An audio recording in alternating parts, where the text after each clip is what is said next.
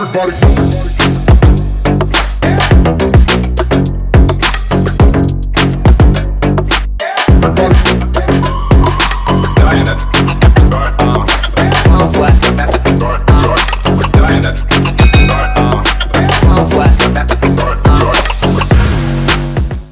right, you're welcome once again to another session of SLUM2STARDOM. This is Ola here. It's so good to have us again. I have Azu join us today. It was around last week when we had the technical director of Debbie Football Academy. How are you doing today? I'm all right. Chilly, third Friday after morning in Abuja. Nice weather for a good podcast show. Oh, great. It's so good to be back. We are thankful to God. The weather is so good. It's quite better than last week. Definitely. Last week, the heat won't kill everybody. It's so good to be back. The rain has started falling, and so we are happy to be back here. It's a good time also to be here, so because we have an Olympian joining us today. He's a wonderful individual, a brother. He's a father. He's a family man. He played for the Super Eagles. He played for us in the 2008 Olympics.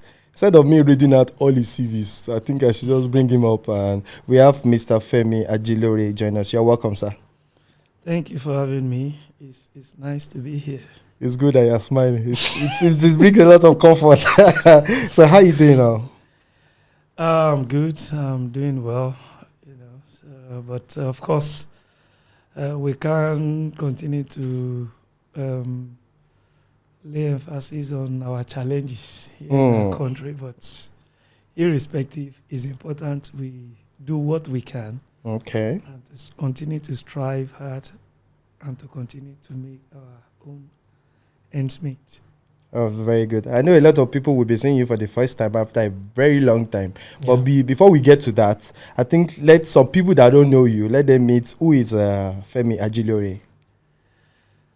Oluwa Femi Ajilore, of course, Ebenezer. Okay. Middle name. Okay. A lot of people don't know I be Ebenezer. Okay. In some places, people call me Ebenezer. Even at Olympic, the IOC, and every member of the Olympians, they call me Ebenezer because that's the name that was written during the Olympics. During the Olympics, okay. So that's my name. Like you rightly said, I'm a family man. I have two lovely boys and my beautiful wife, who has been very supportive. Okay. And of course, all we just do is, give thanks to God. Very good. Two lovely boys. Should we say two future Messi or two future Ronaldos? Which one would you pick? Well, I can't decide for them, But as a father, which one will you pick? Well, since there are two, one can be Messi, one can be Ronaldo. Oh, that's a very good answer. That's a very good answer. Very good. These are, great players that every kid wants to be like. It's not an easy task. Definitely. So tell us about your time, because you played football. In brief, just tell us about your time in the Grassroot, because I know you were in Lagos. There was a time you were in Lagos. I heard about it. Was it true? I was born in Lagos, brought up in Lagos. Oh, great. All my life has been Lagos, not until Okay. I started professional football. Okay. I started like every other kid on the street. After school, we play football on the street, and it's so exciting then when you play football and people see you're good, people carry you, take you to other places to play. So that was the story, my startup story. Okay. And of course, in my local area, we used to play this street-to-street football. Back then in Surulere, Ijesha Teru precisely. So a lot of my friends from Ijesha, while watching, I'm sure they can relate to. So you're a Surulere boy. You're a big boy. Everybody, because I was expecting you to say Ajegule, everybody that grows up. But Surulere are big boys. I grew up in Surulere, though I played in Ajegule, everywhere in Lagos. I've practically played football everywhere in Lagos. Those good days. Okay. When you good people come around and there is this so-called Jeon game. Yeah. Okay. They pick us, we go, they give us money. It's so exciting when you play and you see people giving you money. for what you like to do. Yeah, So that was just the feeling. I never thought I would play, to that level that I eventually played to. But along the line, I start having that feeling. There are people playing abroad. There are, when we watch national team play, yes. then the idea of representing the country start coming up. That it would be nice, someday to be known, to play for the national team or to play abroad and, make something, But then for us, it was just passion. We just love playing. We want to play. Everywhere we go to play, we want to play and be good. We want people to, carry us up, give us things. That has always been it for us. The motivation. The motivation factor, for us. And as God will have it, at some point I was privileged to play in academy, And then when they give us boots, it's always difficult for me to play in football shoes because I'm not used to it. I'm used to playing with your leg, on the street, with barefoot. So when I started playing in academy, I was given boots to play with. Each time I always take it out. But at some point, there are places you go to play. If you don't play with football boot, you won't be allowed to play. True. And that also helped to change the narrative, for me. And I started learning to play with football shoes. And after a while, I mastered it. And that was just the beginning of the journey. So, okay. What was the first team you actually played for in Lagos? There was a youngster. Okay. Especially in my hood then, Ijeshatedo. Okay. Youngster, and there is this other team that is popular then. I can't. If I remember the name, I will. No problem. Okay. It's a long time, but when I started playing in academy, I played in Lucky Babes of Ebute Meta. Lucky Babes. Yeah, Lucky Babes of Ebute Meta. And there, I had the opportunity of playing with so many other young, talented players, the likes of Martins, who happens to play with Baba Omo then, Wow. and the likes of Ifeanyi Megara, Sonny Steven, Ayila, many of them that have, eventually played for the national team. So after leaving there, I had the opportunity of playing for this other grassroots team in Bariga. It's called Tension. Okay. A lot of young players were Also always playing this team. And when they saw me play, they invited me. And I felt it would be nice to try another environment. So football keeps taking me from Different one place, places, yeah. and it helps me to know places in Lagos. Living in Ijesha, and you have to go to Bariga to train on a day, on at least 3 times a week. So it was tough because then you don't have transport. You have to join the Molue, struggle with the conductors. Sometimes we had to walk from Yaba to Ijesha again. So, but it was enjoyable because I have my friends. Makiwa, Ifeanyi Megara, these two also eventually played for the national team. That's true. Ayode Shiri Makiwa. Yeah, we always work together. Plus, one of our friends, Raphael Umefi, he lives in Italy now. He didn't eventually play at professional level, but we played together then. Okay. So we always work together from Surulere to Bariga together then. But today we are all happy that eventually we all made it. Even though Raphael didn't play at professional level, but at least he's living his dream life, now. And we are all a family, man, and we're all doing good. Okay, it was on record that you moved to Ebedi. Yes. So can you tell us the transition from Tension FC, Lucky Base to Ebedi before you moved out? These are my real primary grassroots. So at this point, before moving to Ebedi, I was it's Ebedi. That's the right pronunciation. Ebedi, FC Ebedi. Who happens to be the team that is being managed by the elder brother of Sunday Olise. Oh. He's Barrister Chochi Olise. I call him my boss now because ever since I've met him, He has been a wonderful man. He has always been my boss. Today, I still call him my boss, due to the relationship that we've had together, But before I joined the BAD, I played with the Taribo West Academy team. And this is the team that, put us in limelight. What team is that? Taribo West Academy. That's the name of the team? Yes, but it was officially known as Tamuno Inaemi, which was named after Taribo West mom's name. Okay. So the likes of Makinwa, Ayila, myself, Taiwo. You guys went there also? We all played in this team. Oh, okay. And of course, Ebede was already existing. I remember we had a game against them, and they liked some of us. And after a while, we were invited, to come over and play. But then, Taribo West had a unique plans for us. And this man has done so well. I can tell you, this is the man the first person that gave me money that I look and I said, what? Then he was playing I think I've known him right from his days with Oxel before he moved to Italy, Inter and Milan.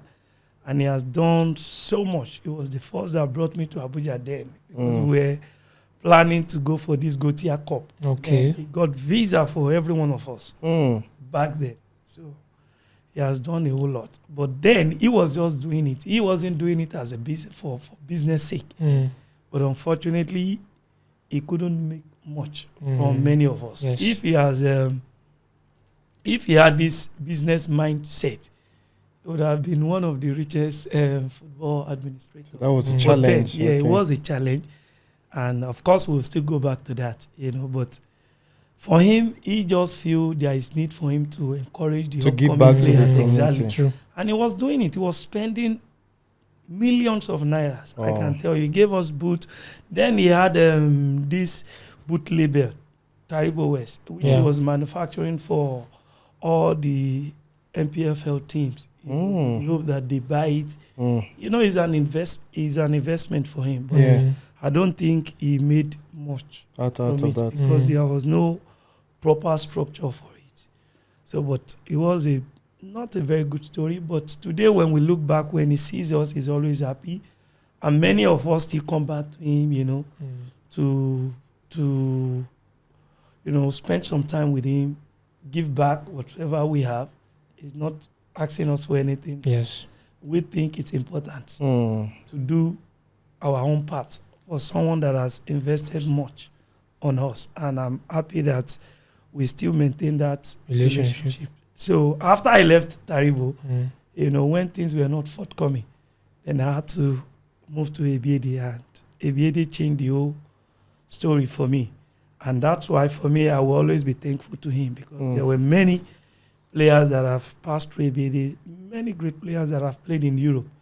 And of course, I was one of those that passed through and make use of the opportunity that I had. And of course, when I left ABAD, in fact, it was a tough period then. I remember I was supposed to go to Milan, but there was this rules in Italy that was changing then, because ABAD, they were known to bringing players to Italy. Yes. So when the rule came, for him it was tough, and he needed opportunity again in other places.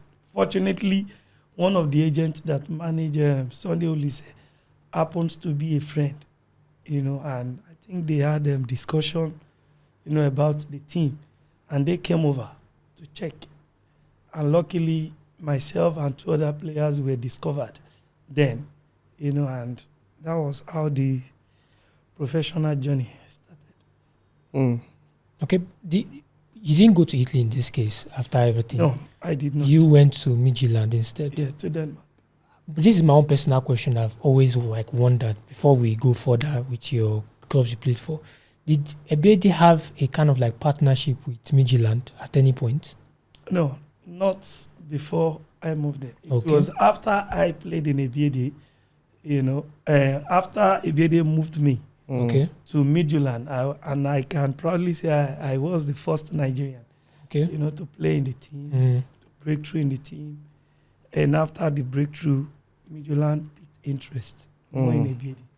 And today you can see the collaboration. Yes. So I'm always, proud of that. So maybe we can also say this what inspired maybe Right to Dream and Nordjylland in Denmark too, because they've been producing Yes, players of course, from Ghana. of course, I can tell you that.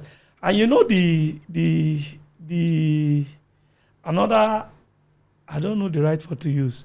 I was supposed to go to Nordjylland because when Churchill, barrister, proposed me, it was Nordjylland. They were interested then. Okay. But the director of Midtjylland was very smart. He came to Nigeria. You understand? So when he came, he discovered us himself. Jens Ogo then, he discovered us himself. So instead of talking with people from Nordjylland, this man came and he saw. So he signed everything. And he sealed the whole thing. Nice. Very smart. Very, very, very, very good one. So, but over time, so you've mentioned all these teams, Ebede and all that. Are they still in existence? Yeah, of course. Ebede is still in existence, and Ebede is doing really great. They are playing in the NLO now, and I can tell you numbers of players that they are still exporting that have moved through their platform, through Ebede's platform, and some are still moving. So I also have the opportunity, privilege of bringing players there now. If I discover any good, young, talented players, I try to move them there. Because there is always an opportunity. An opportunity there. Yeah. So, but I think we can we say the opportunity Ebede has is because they have a link now, that they have built a reputation that they have built over time, because they are owned by Sunday Odysseus' elder brother. But what has been the general problem for Grassroots Football Academy? Why they have not been able to match up with teams like this, Ebede? Now everybody is setting up academy now with no hope. We are just hoping. But so sell what are you player? Everybody is just starting like academy now. So no proper structure like that. You can produce talents time and time again. Yeah. It's difficult to say, like we all know, we don't have that structure. But, we should give kudos to people that have deemed it, fit for them to set up and try to expose this player and go all the way to other places to bring people. So, and on that note, for me, Ebede Churchill has done really great. Before now, even before Midtjylland came in, he has always been on his toes. He has always been on the move. He had his own difficulties that you don't know. And of course, he was able to, break through even in the midst of those challenges and difficulties. So, and that has inspired other people that are coming up to set up an academy. If the country cannot do everything for us, it's quite unfortunate we don't have those structures. So it is the effort of those that have deemed it fit to do it that is now encouraging others. And I can tell you, many people are enjoying the dividend of what they are doing now. If you look at the story of Osimhen, those guys I know some of them, they came together just to promote younger players, even with no hope there. But what they are doing is just to say that these guys, get involved in the game in as much as they are good, and they are just trying their possible best to expose them. And at some point, people discover them. And the beauty of the game is, if you're good, people will see you. It might just be that you are playing a friendly game, people are just passing by, and they will say, this guy is good. Before you know, one or two people might know other people. And when they know other people, they tend to bring them. And, that was just the journey. And today, we have seen many other people that are doing the same. But unfortunately, we still don't have structure that can accommodate. And, if we can have that proper structure that will accommodate the real academy and movement of players, then many people will still benefit from it. So our challenge has been structure. Also, while you were talking, you made mention of, they can be playing and somebody will see them and you like them, that's still like a one chance opportunity for me. It's That's why not we must a have. sustainable It's not a system sustainable. Like at that all. means all these boys are just playing. Or I hopefully hope. somebody will just see me and say, Yes. I'm playing. No, what I mean is, you know, for every player, you don't have to sit back thinking there is no structure. No, you know, you still have to come out. It is because they are coming out, we are seeing. That's why we are clamoring for changes, structures, and all that. You understand? And I believe, like you rightly mentioned, if we have those structures, it will become much easier to discover, to develop, and to change this younger lads' life. Even those that are investing in it, then they will have the real dividend of it, you know. And it's known now to the NFF. They are doing their possible best, you know, but it's important that they have the people that have the knowledge, Definitely, you know, to take the lead. Because if we have the people that have the knowledge, you know, taking the lead, then the structures will be well planned. And once it's well planned, everything will fall in place. And when things fall in place, it will be a win-win for every one of us, because the country we benefit from it. Those that are running academy will benefit from it. Schools will also benefit from it, and every other younger players too will benefit from it. okay. Now, concerning this issue of having academies like everywhere these days, and then not having a proper structure for these players to like, okay, pass through and know that, okay, yes, this is a pathway for them to either go professionally or play for any of the Nigerian clubs. Why haven't people who set up these academies thought about, okay, let's collaborate, 1 or 2, 3 academies merge together and then have a kind of like proper structure itself, knowing fully well that, okay, everybody who is involved will benefit from it? Well, I can tell you that many academies are doing that. Okay. But, you know, there are still many challenges. You know, Nigerians, there are some that are, their mind is always money. You know, I can tell you, I know of a team that has a proper structure, and they are trying to collaborate with teams that doesn't have structure. Okay. So that's a kind of collaboration, you know. And what they do is, if they discover any good player from those academy, they bring them to their own academy because they have a structure. I can tell you some academy have structure. At least Ebede is one. Yes. I know of some other teams. You understand? So, but the only challenges that many academy have, of course, is the structure, you know. But our football house, the NFF or every state FA, you know, can help.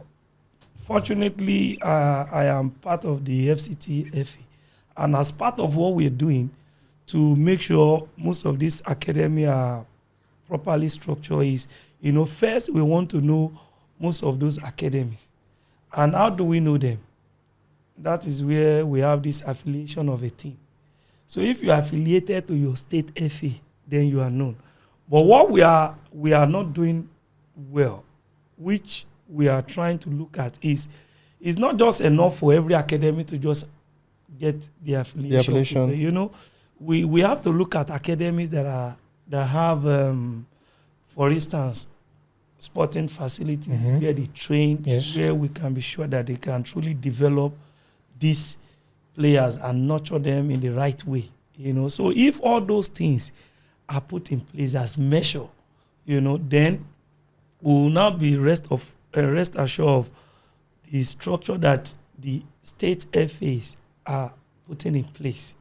So meaning most of those academies now will now be recognized.